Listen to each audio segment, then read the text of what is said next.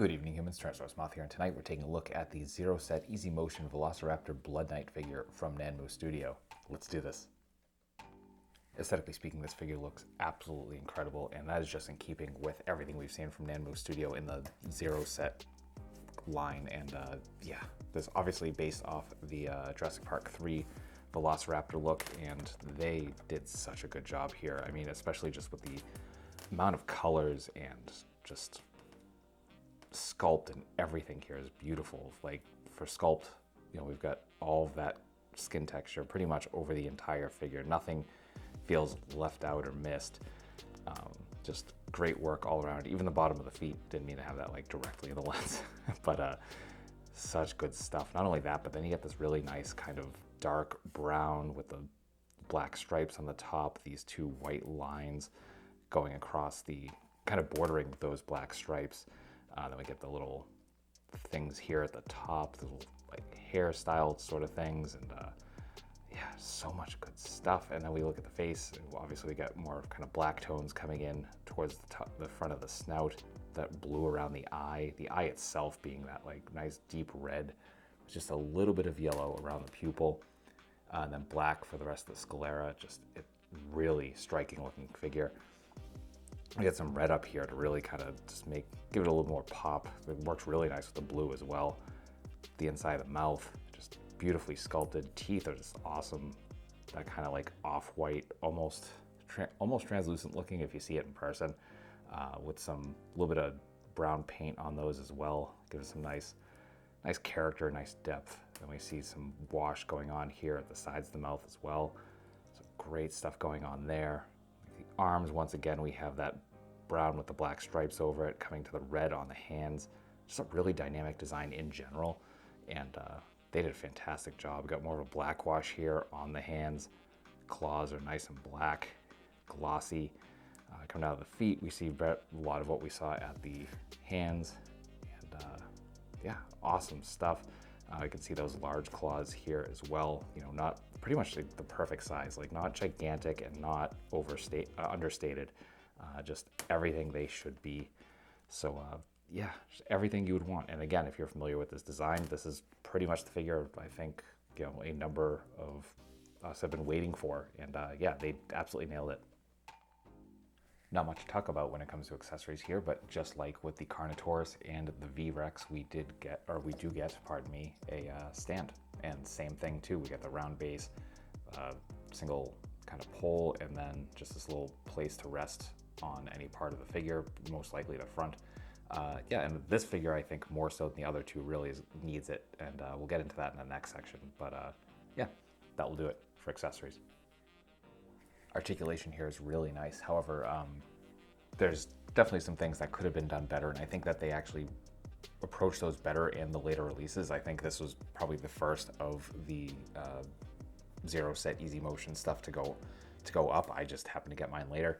And then also, in terms of balance, that's why this is necessary. But going over the articulation, we do have a hinged jaw, so we can open up that much, close completely, and it looks perfect.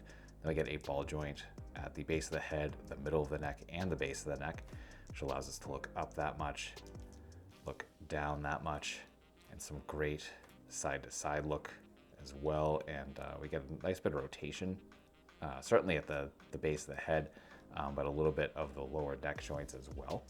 Then we get a hinge and swivel at the top of the shoulders, so we're not coming out into a T, but we are coming out pretty well. So obviously those go forward and back as well. You're gonna run into them. Actually, no, never mind. They go all the way. No, they actually stop. Never mind. Because of just like how well the sculpt is done here, you are gonna run into pieces of it, and I think that's just fine. It's kind of part of it. And so we're single hinged here at the elbows. Sorry, I sidetracked myself there. So we're coming to there just before 90. We do get hinge and swivel once again at the wrists. A lot of hinge and swivel here. We get a ball joint at the mid-torso, kind of just behind the ribs. So we get a little bit of up, a little bit of down, a little bit of side to side, but not much. It's a very tight sculpt. Then we come to the thighs, and we're coming out about that far. You can see those ball joints in there. So not the widest we've seen from this line, but still pretty good. We come in about that far. We get rotation, so we can come up and around. Actually, we can go all the way around with these legs. So there's that. Single jointed at the knees. We can fully extend. Then we can come in about that far. Hinge and swivel at the top of the foot. So we can come in that far, can fully straighten out. Then we have another hinge and swivel here at the foot. So we can point very, very nicely. Forward, not as much. You're gonna run into that sculpt right there. You can actually see how that kind of comes over the foot. So that is what it is. Rotation on all of those joints as well. Then I really like the way they did the claw, because this is another hinge and swivel. So we can bring the claw down. We can bring the claw up. We can even go in and out with that, which is kind of a nice touch. So yeah, really cool all around there. Then finally we get to the tail. So we get a ball joint here at the base. Come around, then we get a ball joint at the, kind of like an eighth in. There's that, and then bendy wire for the rest of the tail, and a very nice strong bendy wire as well. So you get some really nice curves with that. So yeah, that will do it for articulation.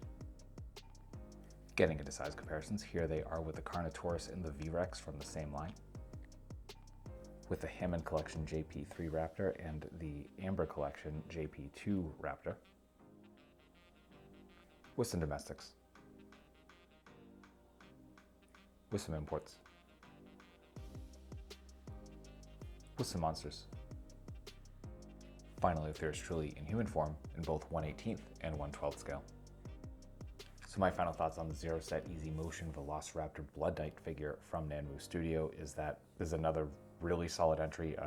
Again, probably the first entry. I'm pretty sure that this came out, before the Carnotaurus. Not too much, but there's definitely some stuff kind of missing. Again, a rocker in the heel, I think, would have helped the articulation a little bit. The balance is obviously just at the whim of the actual form factor, so that just is what it is. But other than that, visually an absolute treat. Just insane amount of paint and sculpt, and in terms of the articulation, it is fun, with the exception of the rocker. I think is the only thing it needs. Everything else just super smooth, super nice, and cannot recommend this enough if you were looking for like a more or less screen accurate and really fun version of the JP3 Raptor.